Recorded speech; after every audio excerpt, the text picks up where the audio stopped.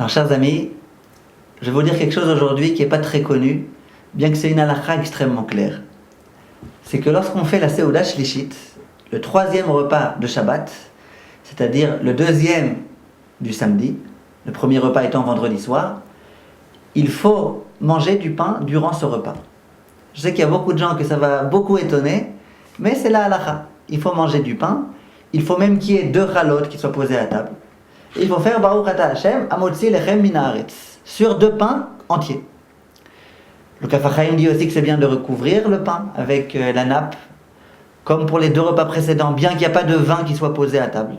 En souvenir de la manne, vous vous rappelez de la manne, il faut qu'il y ait quelque chose qui soit en dessous du pain et quelque chose qui soit au-dessus.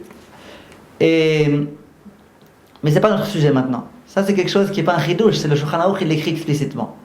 Il dit juste le Shulchan Aruch qu'une personne qui n'a pas la possibilité de manger, parce qu'elle n'a pas faim du tout, elle est déjà complètement remplie, alors elle peut faire sur des gâteaux.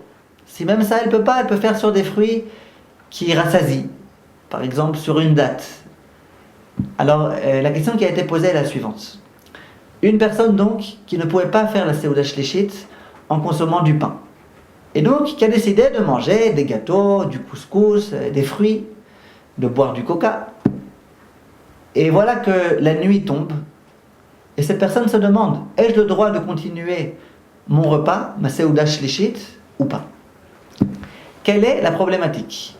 Vous savez que le samedi soir, une fois que Shabbat est sorti, tant qu'on n'a pas encore récité la Havdalah, une Havdalah en bonne et due forme, c'est-à-dire avec la coupe de vin, on n'a pas le droit du tout de consommer quoi que ce soit. Je sais que ça aussi, ça va vous étonner. En général, on dit qu'il suffit de dire Baruch HaMavdil ben Kodesh Lechol. C'est vrai. Baruch HaMavdil ben Kodesh Lechol, ça autorise à faire des travaux interdits. On peut allumer la lumière dès lors qu'on a dit Baruch HaMavdil ben Kodesh Lechol. On peut cuisiner dès lors qu'on a dit Baruch HaMavdil ben Kodesh Lechol. Mais manger quelque chose ou boire quelque chose, excepté l'eau, c'est complètement interdit. On a le droit de boire que de l'eau. Et même ça, certains décisionnaires disent, dont le Rav Ovadia Yosef, qu'il vaut mieux essayer d'éviter, dans la mesure du possible. Alors, le problème qui se pose est le suivant. La personne a commencé sa Seuda Shlishit. Généralement, on dit que dès lors que j'ai déjà commencé mon repas, et que c'est un repas qui contenait du pain, donc c'est un vrai repas, c'est un véritable repas. Donc on va d'après le commencement du repas. Le repas a été commencé avant qu'il fasse nuit, donc je peux très bien le faire durer autant de temps que je veux. Parce que je suis encore dans mon repas qui fait partie intégrante de Shabbat. Donc si je fais un repas durant lequel je mange du pain, effectivement je peux le faire finir si je veux à minuit, à 1h, à 2h du matin, quand je veux. Et bien que je n'ai pas encore fait la Havdalah, vu que j'ai l'intention de prolonger mon Shabbat, ça ne présente aucun problème. Le problème qui se pose, c'est dans le cas où une personne ne mange pas de pain. Elle mange des fruits, elle mange des légumes, elle mange tout type de choses. A-t-elle le droit de continuer son repas dès lors qu'il va faire nuit ou pas? Réponse. Pas mal de décisionnaires, dont le Rav Eliashiv, Zecher Tzadik Vekadosh Livracha, disent que c'est interdit. Pourquoi?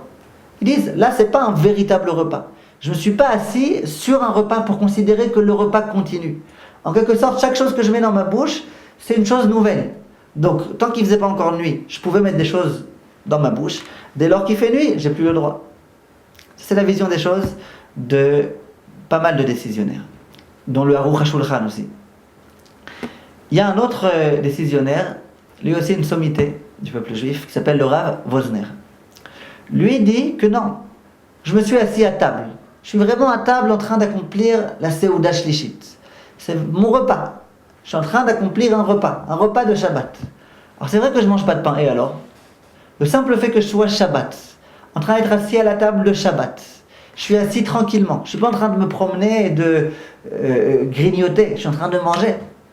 Le simple fait que je suis en train de manger pendant Shabbat, ça confère à ce repas un statut de repas qui fait que je peux ensuite le faire durer autant de temps que je veux.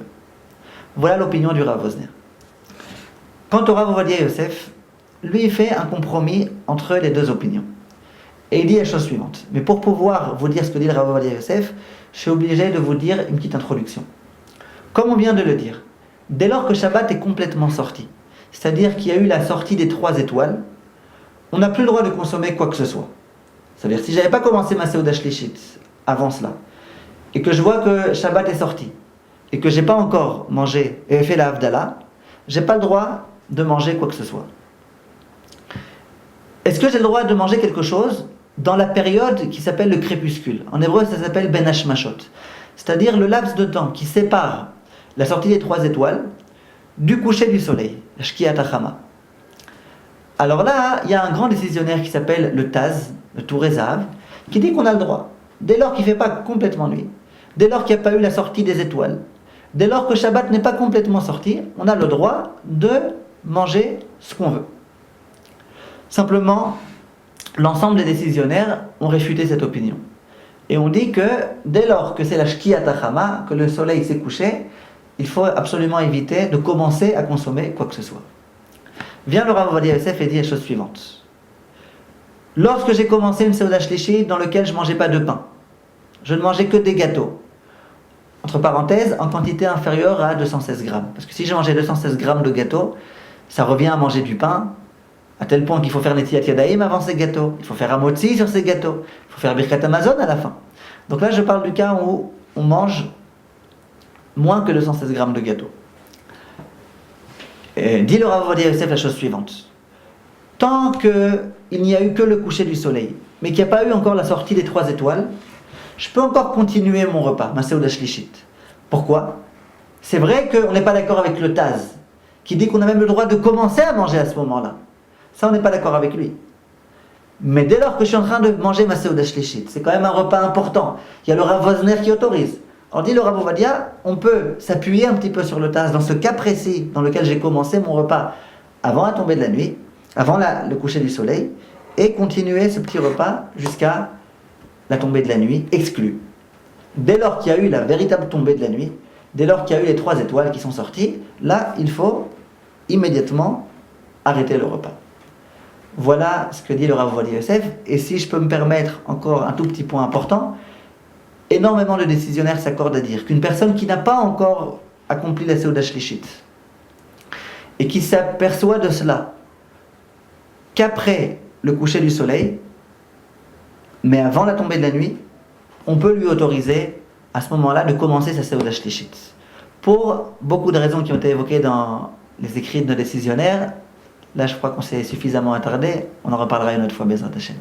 Kol Tov et à très bientôt.